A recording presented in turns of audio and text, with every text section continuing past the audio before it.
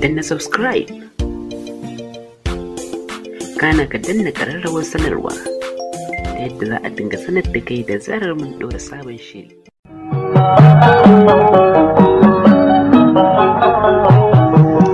Mai sauraron a daidai wannan lokaci, Assalamu alaikum. Barkanmu da sake kasancewa da ku a cikin wani sabon shirin na madubin zamani. Idan mai sauraron bai manta ba, muna cikin littafin nan ne mai suna Akwai Bambanci. Littafi na 2 wanda Bilkisu H. Muhammad ta rubuta. A shirin da ya zo kafin wannan, mun tsaya ne bayan inda suka koma ɓangaren su, za ta yi magana ya toshe mata baki ya ce kada ki ce komai. Abin da na yanzu a gabanki ya isa ya gamsar da ke cewa ina son ki.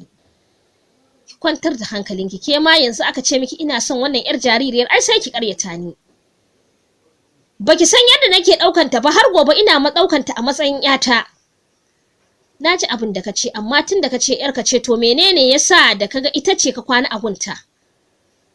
Haba Nabila, kina daɗa dawo da magana baya. Ce nake a gabanki Umma ta gaya min magana. Kin fi son ta ce sai na rabu da ke ne? To shi kenan naji, amma ka kula min da kanka domin kada a yi ɓatar rana a je a haifo mana mahaukata. Ni kwa bayan na ci kuka na ƙoshi, da magariba na sake fesa wani wankan na saka kayan da suka fi na jiya haɗuwa. Bayan na idar da sallar isha'i na miƙe na koma falo. TV na kunna domin kallon labaran tara. Daga tsakar gida na jiyo Nabila tana cewa, kaga yanzu idan kana bin ta ɗaki sai ta zaci wani matsayi ne gare ta. Gara ta bi ka ɗakinka. Murmushi ne na ce wannan ma wata dama ce na samu ko dan na kuntata mata.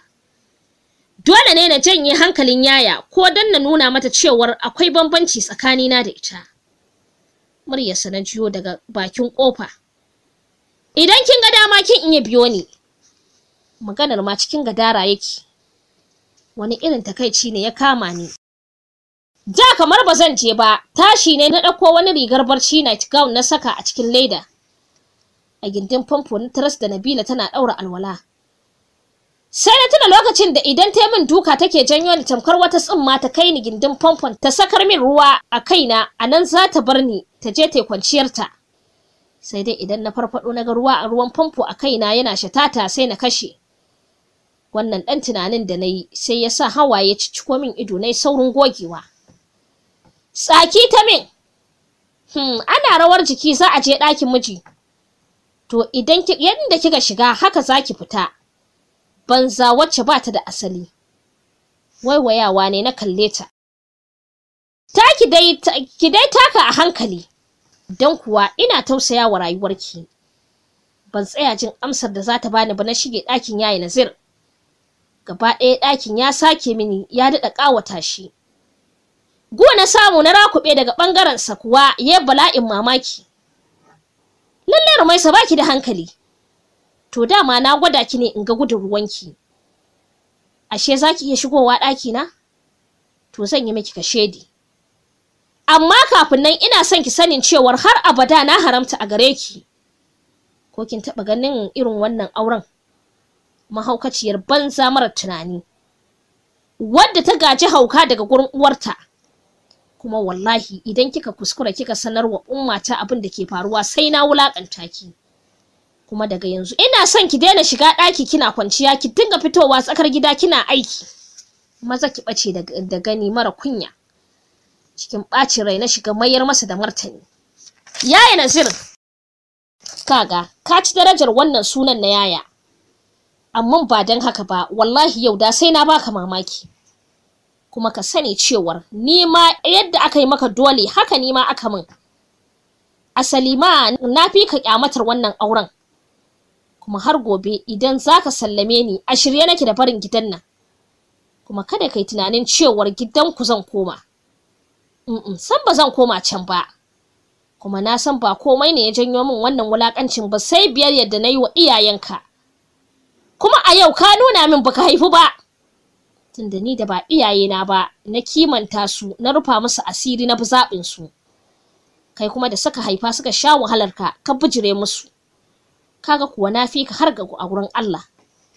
Kuma tun da wannan halin naka, a da na ƙaunace ka a matsayinka na mariƙina. Amma a yanzu ka sane min ka fice min a raina. Kuma aiki da kake cewar na fito na taya matarka san ba zai yi ba.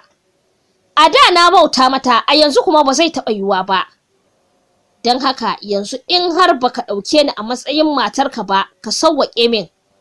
Idan ku ba haka ba sai na haddasa muku baƙin ciki a cikin gidan nan. Na barka lafiya. A tsakar gida na sake ganinta.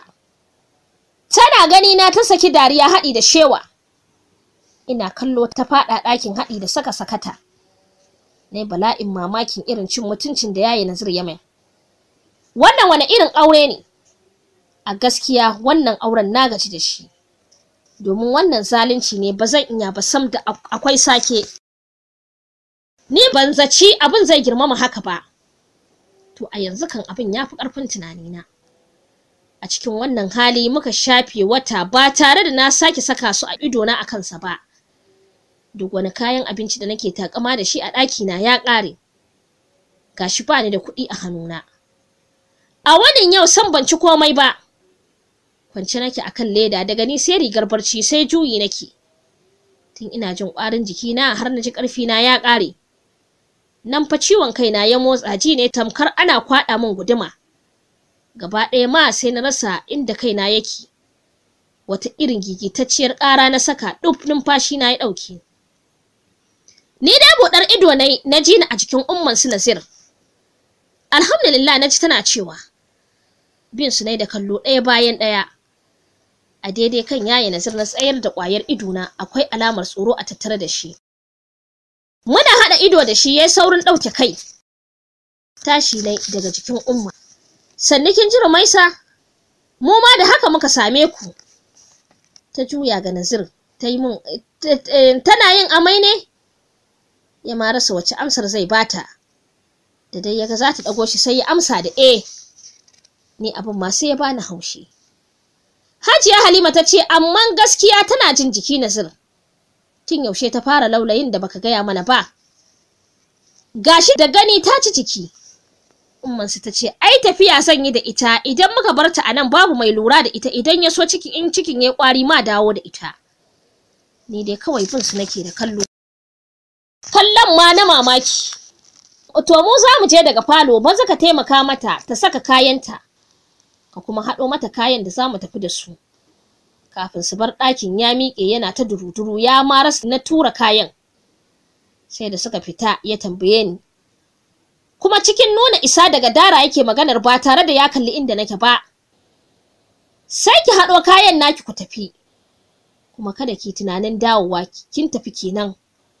Maimakon na haɗa kayan sai na shiga rera kuka a bina. Kuka nake sosai kuma kukan tausaya wa kaina. Yanzu ni haka rayuwata za ta ci gaba da kasancewa? Kukan da suka ji ne yasa su suka faɗo ɗakin. Yaya naga har yanzu baka shirya ta bane?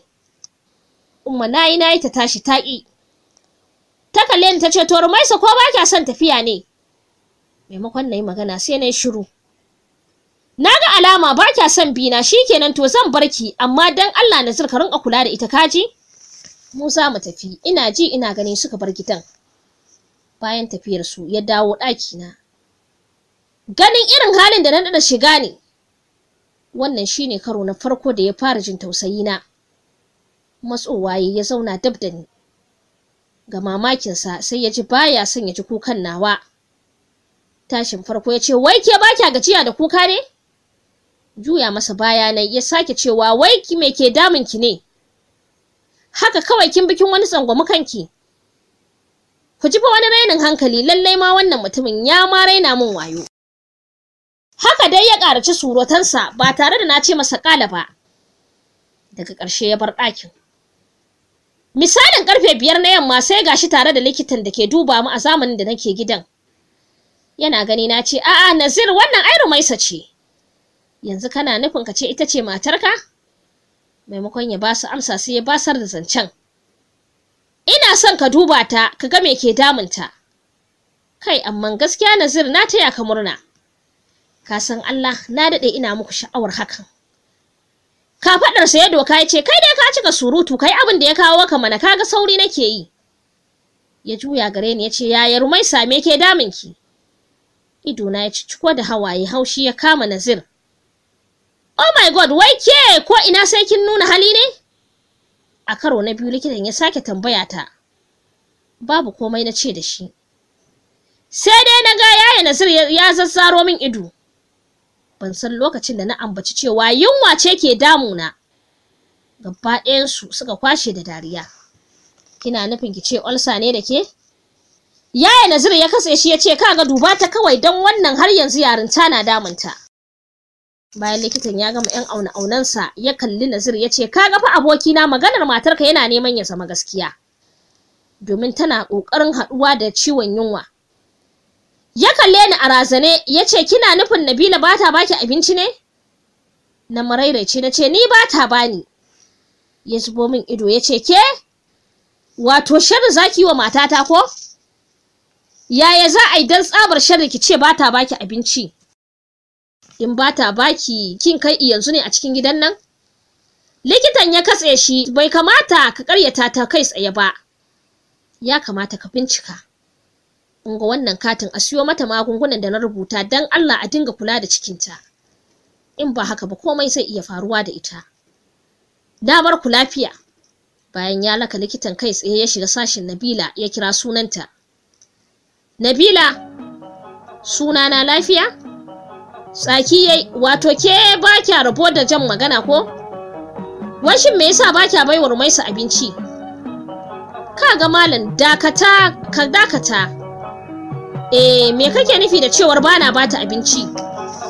Mai sauraro, a nan za mu dakata a cikin shirin namu na yau. A shiri na gaba za mu ci gaba daga inda muka tsaya.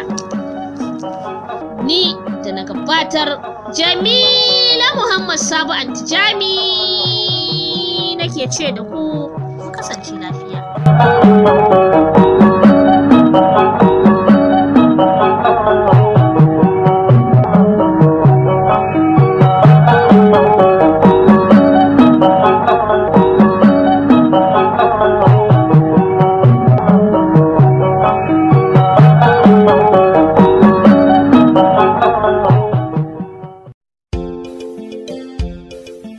Danna subscribe,